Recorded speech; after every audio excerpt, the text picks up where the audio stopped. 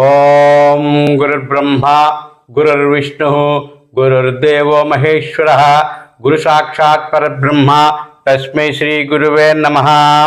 ఓం ఓం శ్రీకృష్ణ పరమాత్మనే నమః. ఓం శ్రీ శివానంద పరబ్రహ్మణే నమః. ఓం శ్రీ రామానంద పరబ్రహ్మణే నమః. ఓం శ్రీ అంతర్ముఖానందాయ నమః. ఓం జగద్గురు శంకరాచార్య నమః.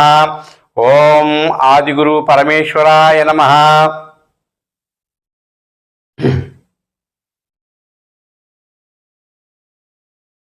యత నిర్విషయస్య యత నిర్విషయస్య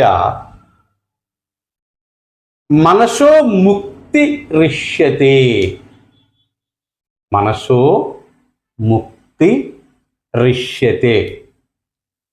అతో నిర్విషయం నిత్యం. అతో నిర్విషయం నిత్యం. మన కార్యం ముముక్షుణాః. మన కార్యం ముముక్షుణాః అంటే ముముక్షువు యొక్క మనోచర్యలన్నీ ఎప్పుడు అతని పట్ల నిర్విషయత్వం కలిగి ఉండడం జరుగుతుందో,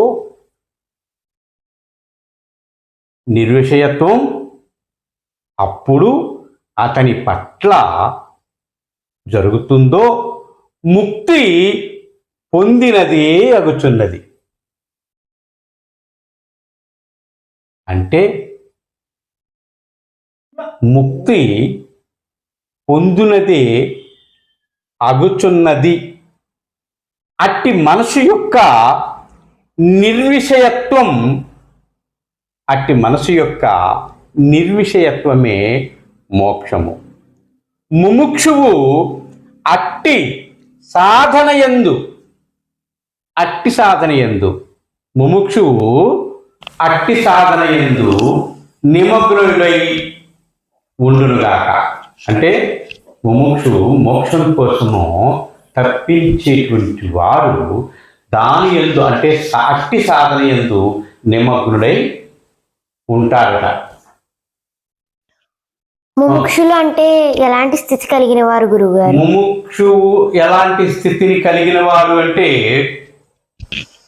మోక్షము పొందడానికి చేసినటువంటి అభ్యాసము, అంటే మోక్షాన్ని కలిగి చేసేటువంటి అభ్యాసము, అంటే సాధన ఏదైతే ఉన్నదో అట్టి సాధన యందు నిమగ్నుడై ఆ చిదాకాశంలో నిరంతరము ఆనందం పొందుతున్నవాడై దాని యందే తదేకమైనటువంటి స్థితి కలిగిన వాడై దాని యందే లగ్నమైన వాడై ఉన్నవాడు ముముక్షువు అని చెప్పబడుతోంది.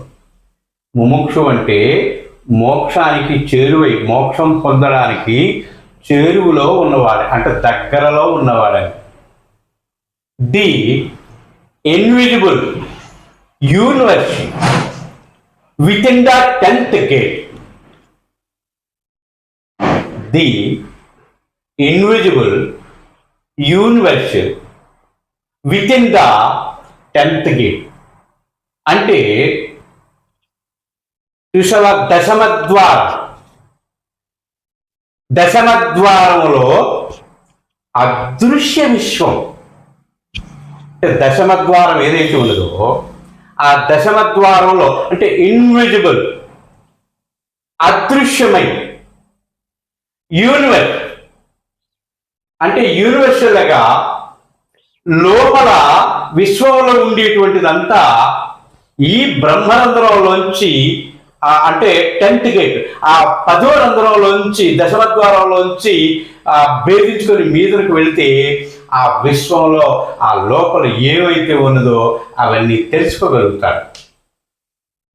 కాబట్టి ఇక్కడ దశమద్వారంలో అదృశ్య విశ్వం అని చెప్పబడింది.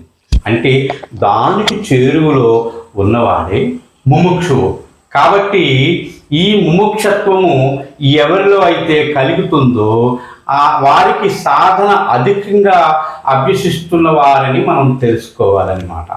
అంటే ప్రపంచంలో నలుమూలల ఎందరో మహాపురుషులు, యోగులు, దిగంబరులు, ఋషులు, ఋషేశ్వరులు, ఎందరో మహాత్ములు ఈ ధరణి యందు ఉన్నారు. అలాంటి ముముక్షు మహాత్ముల్ని తలచుకోవడము, తెలుసుకోవడము అనేది సాధకుని యొక్క లక్షణం. అంటే మార్గం తెలుసుకున్న తర్వాత ఇంకా తెలుసుకోవాలా అంటే తెలుసుకోవాలి. ఎందుకు తెలుసుకోవాలి? సందేహ నివృత్తి. అప్పటికీ కూడా అతనిలో ఒక రకమైనటువంటి సందేహ దొంతలు పుడతా ఉంటాయి. ఎంత సాధన చేస్తున్న వాడికైనా సరే వివిక్త దేశంలోనికి వెళ్ళిపోయి ఎవరో లేనటువంటి స్థానానికి వెళ్ళిపోయి తపస్సు చేసేటువంటి వాడికి అన్ని సందేహాలు నివృత్తి అయిపోతాయి. కానీ ఈ జనబాహుల్యంలో తిరిగేటువంటి వానికి మట్టు మాత్రం చిన్న ఈ యొక్క సందేహాలు అనేవి పుడతాయి. కాబట్టి నిరంతరము ఆ ముముక్షత్వము, మోక్షము అంటే ముముక్షు అట్టి సాధన యందు నిమగ్నుడై ఎవరైతే ఆ సాధన చేస్తూ ఉంటాడో, దానిపై లయమై ఉంటాడో అట్టి వానికి తప్పనిసరిగా మోక్షం అనేది సిద్ధిస్తుంది. ఓం శ్రీ గురుభ్యో నమః.